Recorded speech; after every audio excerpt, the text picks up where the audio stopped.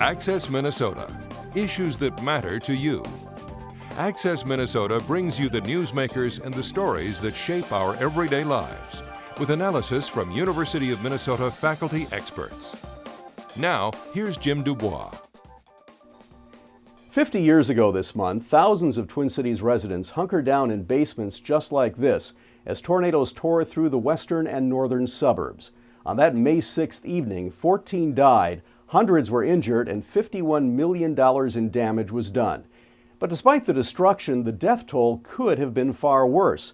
Officials at the time credited the decision to activate the civil defense sirens and the continuous radio coverage with saving perhaps hundreds of lives.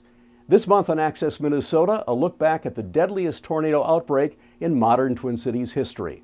Later on in the show, we'll talk with former WCCO radio executive Rob Brown, who helped coordinate the coverage that night. But first, hazardous weather expert Kenny Blumenfeld explains why the night of May 6, 1965 was so extraordinary.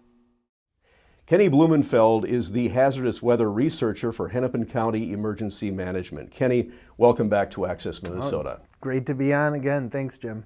This month marks the 50th anniversary of one of the most deadly and destructive tornado events in modern Twin Cities history.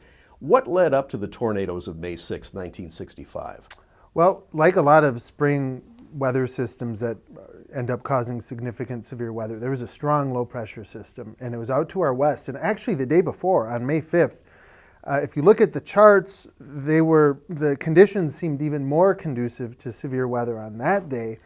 And in fact, there were some tornadoes in Minnesota on the 5th, but we ended up with sort of what we call a washed out boundary and some kind of complex interactions between the warm and unstable air and some of the colder air out to the west associated with that low pressure system. And turned out to be just about perfect for creating, regenerating, cyclic supercells right over the Twin Cities area. Tell us about the areas of the Twin Cities that were most severely impacted by the tornadoes. So the tornadoes were concentrated on the western and northern side of the Twin Cities, basically from the rural areas, or what we at least traditionally thought of as the rural areas out in western Carver and McLeod County, right up through the Lake Minnetonka area and then into Golden Valley, Fridley, and Blaine in Anoka County. So basically a swath that included extreme northwestern part of Minneapolis and essentially much of Hennepin County, a good part of Anoka County and Carver County as well. If we look at the official records, it says there were 6 tornadoes that struck the Twin Cities tonight. Is that still accurate with today's data? Yeah, I mean, officially, yes. Those of us in the research and also in the, I don't know what you want to call it, the sort of storm reenactment forever community. We're always kind of replaying these scenarios in our head. There's some of us who are convinced that there were actually 3 tornadoes that hit Fridley at different times that evening, and not just multiple vortex being reported as, say, different tornadoes when there was really one, but actually 3 distinct tornadoes, and that would bring the count up to at least 7. What we don't know is what else happened that maybe wasn't reported or didn't do any damage, because at the time, really, you're only going to get attention to the tornadoes that were doing damage and were reported. We see from the old radars that the old Weather Bureau kept, the old radar images, that there were lots of supercells that had that scary hook shape on the back of them that could have potentially produced tornadoes. So if it turns out that we found out there were more, I guess that wouldn't surprise me, but 6 or 7, depending on which number you like for Fridley. Let's talk for a moment about that 3 tornado controversy in Fridley. Sure. There are people who swear that 3 tornadoes impacted them directly, causing damage to their property. So if we look back in the history, there were maps that were created of the tornado tracks in the years immediately following 1965.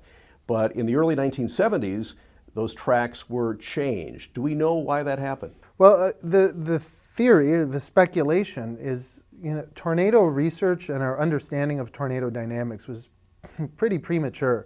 It's really in its infancy, even in the late 60s. In fact, you can see old correspondences between members of the National Weather Service, the State Climatology Office, and members of the public at large, trying to explain tornado structure and tornadic storm structure in a manner that would really get you kind of laughed out of a basic Skywarn spotting course now. And so what had happened after a number of tornado outbreaks in the mid-60s, and especially in the early 1970s, it became clear, we had good video, Super 8 film, documentary evidence that tornadoes would produce what we think of as multiple vortices. So a single tornado around a single common core might produce these multiple suction vortices around that core.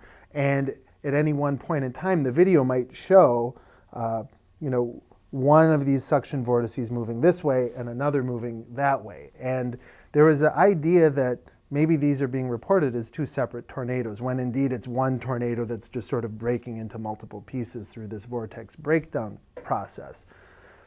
But I think a reasonable theory is that we were only learning at the time that this is a thing. We were only learning in the early 1970s that these multiple vortices are common. They're common with some tornadoes. In my personal opinion, we may have jumped the gun in writing off some tornadoes that were actually two separate events and counting them as one. I think Fridley is one such case. And I think if you talk to people who witnessed it, they'll give you 3 different timestamps for the 3 different tornadoes. Whereas if it was just one tornado with multiple vortices, those 2 reports would come in at about the same time and be in approximately the same location. And from the folks that I've spoken with that have vivid memory, they're giving you 3 separate times with minutes at least in between these different tornado events. The May 6, 1965 tornadoes killed 14 people, injured over 600, and caused about $51 million in damage in 1965 dollars. How is that death toll kept down that night, considering that the tornadoes did hit some very heavily populated areas in the suburbs? Yeah, there was a combination of good luck, good technology for the time, phenomenal communication. I think everyone who survived probably has a story that has something to do with WCCO radio. They served as sort of the central command center for a lot of the event, and I'm sure you've heard the radio tapes from that evening, but there were calls to action coming right out of WCCO, telling doctors where to report and making, basically sort of serving as the nucleus of communication for that. So that was helpful. The National Weather Service, or Weather Bureau, had recommended activation of the civil defense sirens, and that was really the first time those were used.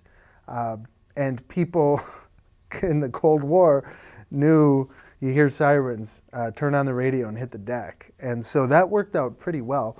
The death toll was, surprisingly low, considering how intense those tornadoes were. And if they were indeed EF4 equivalent, as 3 of them were ranked, if they were indeed equivalent of EF4s, that it's surprising that you would see a tornado of that strength over populated areas kill that few people. In a way, it's kind of hard to believe that we would look at something like that and go, wow, we made out really well. That's not a promise I would make even in 2015, where we have better communications. I think that we got very lucky, and it was a confluence of great communication, everybody knowing where to get their information, very high situational awareness among forecasters and among the communications branch of WCCO, and also people were tuned in. I think that served us very well. When Access Minnesota returns, we continue with our look back at the deadly May 6, 1965 tornadoes. Access Minnesota will return after these messages. You're watching Access Minnesota. Here's Jim Dubois. Now, here's more of our interview with hazardous weather expert Kenny Blumenfeld on the May 6, 1965 tornadoes. Putting on your hat as someone in the emergency management community, what would the impact be today in the Twin Cities of a tornado system similar to what we experienced on May 6, 1965? Yeah, I'm glad you asked this. This is everybody's favorite question.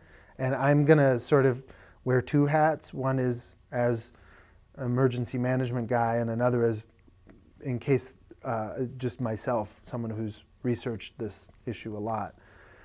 I don't think just replaying, having a do-over of let's just do 1965 May 6th over again and then put it over a new population and measure the impacts. I don't find that to be as useful because there's so many unknowns that we can't control for.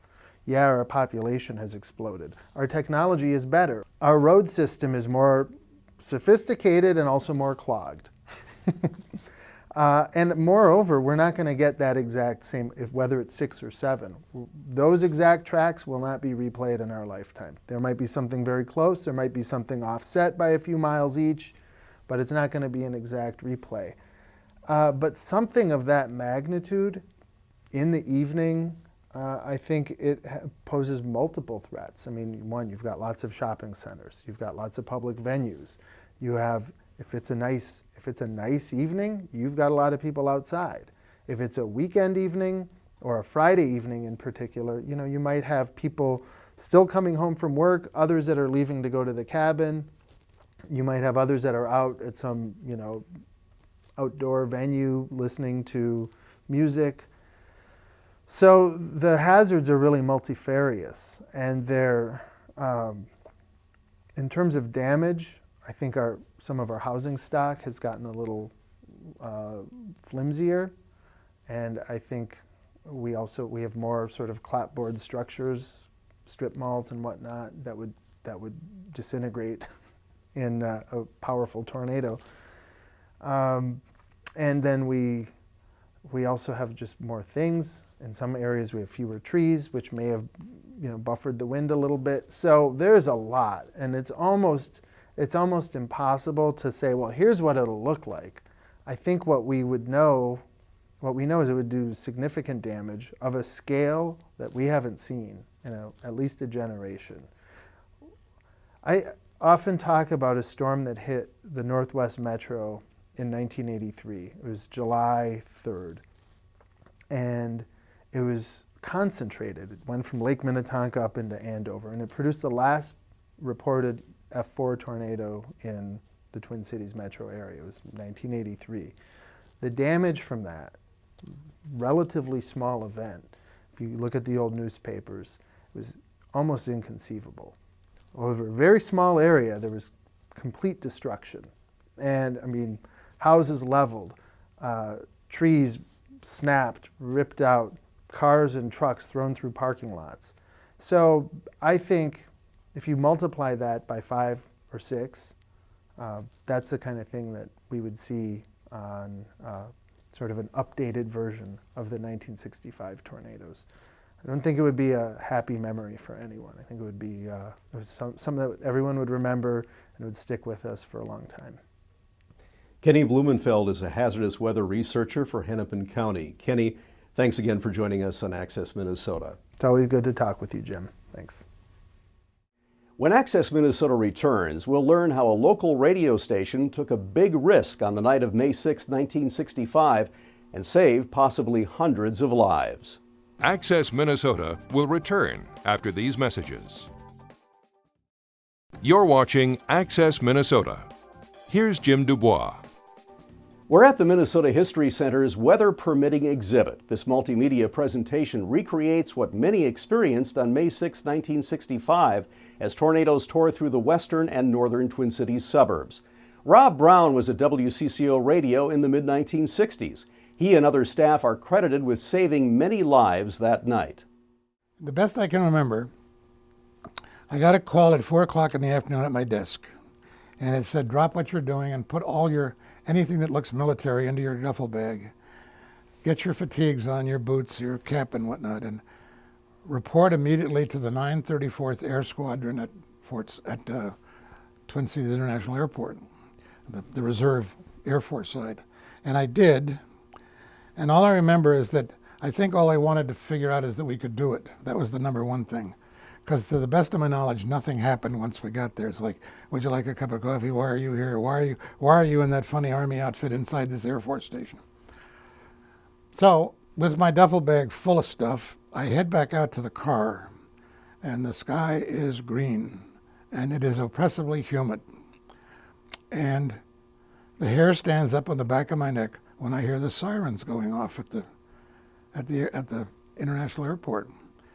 And I turn on the AM radio, and the static from just the Twin Cities airport to Anoka is so intense, I can hardly hear what I'm hearing. But to my further terror, I can hear Ray Christensen voicing a recording. We had a terrible klaxon sound we used on the air, which was made, by the way, with a Columbia Broadcasting System 2-part ashtray and a great degaussing magnet. If you turned the degaussing magnet on, it sounded awful. That was the purpose.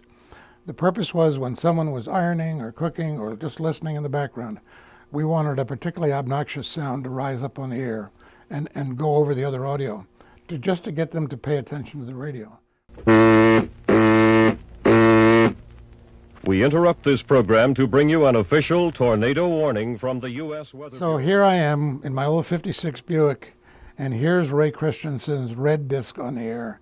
And I turn over my shoulder and I look up the Minnesota River Valley, and here are green tendrils hanging down from the clouds of the valley with the sun underneath them.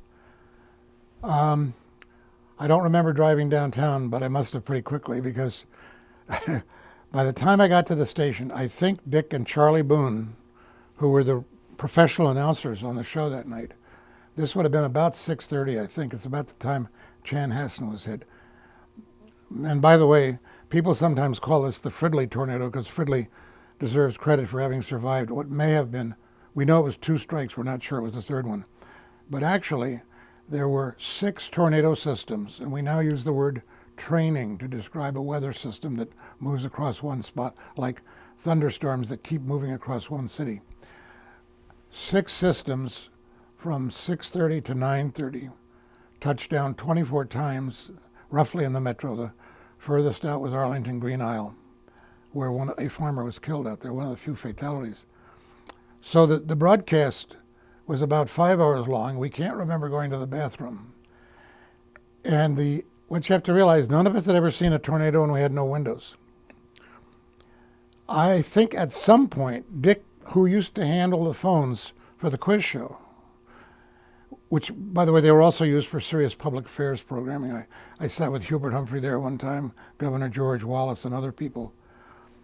I think Dick may have said, if you're in a safe place and you can see something, call our honest-to-goodness line at 339-9111. We had set up tables for the flood coverage because it was a 24-hour process. And I was at the most splintery table of all. And somehow I started answering phones while Dick and Charlie are talking. Dick is reading what the Weather Bureau is sending us. Charlie is reading, if you're at home, go to the southwest corner of your basement, which is no longer true. And at some point, the calls start and the lights start to pop up. So I guess I was a call screener 50 years ago and didn't think of it as that way at the time. And the calls were phenomenal. Uh-oh, the lights are blinking. I hope we're all right. Must be. Repeating that we know of damage in the Minnetonka area and also in the Coon Rapids. We have one sighted right now, Dick. Area. Hello? Yes, we see one now. It's out over the Fridley area, and it's dipping up and down. Where are you located? We're in Columbia Heights. You're in Columbia Heights? Yes, and it looks... Is it it's touching the heading ground? northeasterly. Is it touching the ground at all? It's not touching the ground, is it? It's pretty close. It's dipping up and down. Uh-huh. Moving back and forth? Is it moving back and forth? Yes. And it's going up now, and then it's coming down again, and it's different colors, green and pink and silver. And That's in the light of the lightning, of course. yes. Just where in Columbia Heights are you? We are on 46th and Johnson Street. We're just a few blocks off of Central and 46th. Mm-hmm. And when you look towards it, are you looking exactly northeast or... Are we looking exactly northeast? Northwest. Northwest, I see. And it's heading northeast. This and a ballpoint pen are the total of Dick's technical gear that night. We had no television station and no radio station had any radar. So what Dick is doing is saying, okay, you're in Minnetrista and you see a funnel moving away from you towards the east, and you're calling for Medicine Lake and you see it to the southwest. It must be around Highway 7 and so. Then Dick says, and I haven't heard this recently, if you're in Edina or St. Louis Park or southwest Minneapolis, you should probably be undercover by now. When we got out of the studio at 1:15 a.m., Dick said to me, do you realize the journalistic risks we took tonight?